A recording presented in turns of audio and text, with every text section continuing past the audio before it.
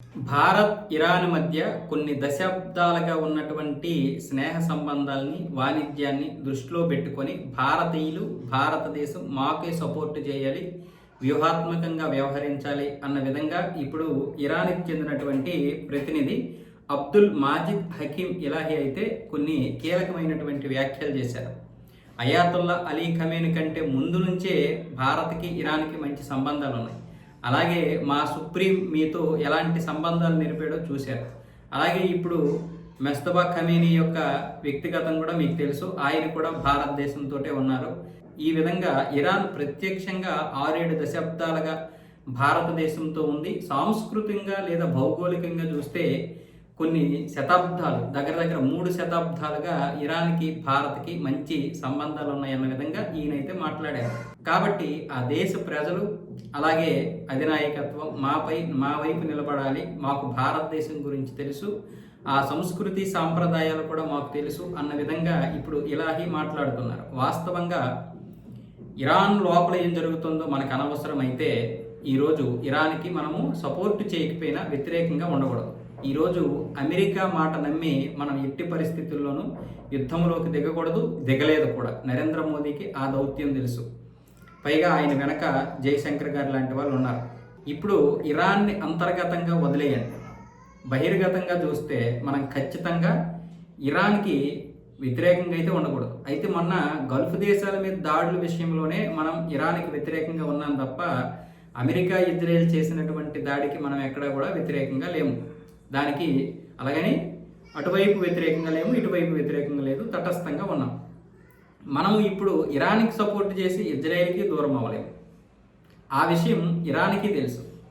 ఇక్కడ అమెరికా ఎలాగైనా పోనీ, అది మన దౌత్యపరంగా పెద్దగా ఇదేం కాదు. కానీ అటు ఇజ్రాయెల్ ఉంది, అలాగే ఇరాన్ని కోల్పోలేము. ఇటు ఇరాన్ ఉంది, అటు ఇజ్రాయెల్ని కోల్పోలేము. అందుకే ఇప్పుడు తటస్థంగా ఉంటూ మన యొక్క పనుల్ని మనం చక్కబెట్టుకుంటున్నాం. అందుకే ఇరాన్ కూడా పూర్తిగా మనకి ఏదైతే నౌకలు ఉన్నాయో వాటికి పూర్తి స్వేచ్ఛ ఇవ్వడం లేదు, అలాగని పూర్తిగా బంధించడం లేదు.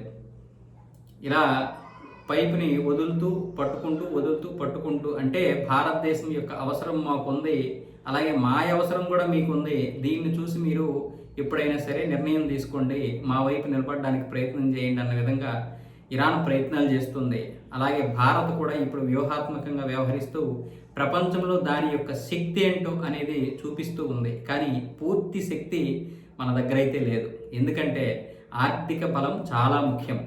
ఈ ఆర్థిక బలం ముఖ్యం కాబట్టి గల్ఫ్ దేశాలతోటి, ఆఫ్రికా దేశాలతోటి, యూరప్ దేశాలతోటి, అమెరికాతోటి, కెనడాతోటి, అన్ని దేశాలతో కూడా ఇప్పుడు మనం దౌత్యపరంగా మంచి స్థానంలో ఉండాలి. ఇప్పుడు ఏ ఒక్క దేశానికి సపోర్ట్ చేసినా ఒక ఖండమే మనము కోల్పోయే అవకాశాలు ఉంటాయి. ఇలాంటి సమయంలో మూర్ఖంగా ఆలోచించాల్సిన అవసరం లేదు. ఇప్పుడు ఇరాన్ అడుగుతోంది కదా, బ్రతిమలాడుతుంది కదా అని మనం ముందుకి వెళ్ళే పరిస్థితి లేదు. అలాగే అమెరికాకి మనము సపోర్ట్ చేయాల్సినటువంటి అవసరమూ లేదు. ఇక్కడే మన దౌత్యవేత్తలు, విదేశాంగ విధానం చాలా గట్టిగా ఉంది. కొన్నిసార్లు ఒక్కొక్కసారి తప్పుడు అడుగులేసే అవకాశం వస్తే రావచ్చేమో.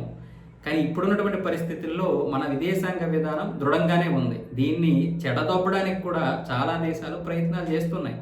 ఎందుకంటే ఇలాంటి సమయంలో భారతదేశాన్ని తోసేస్తే మొత్తం యుద్ధంలోకి వెళ్ళిపోయినా ఉంటుంది, లేదనుకుంటే ఎవరికో ఒకరికి శత్రువుగా మారుతుందని.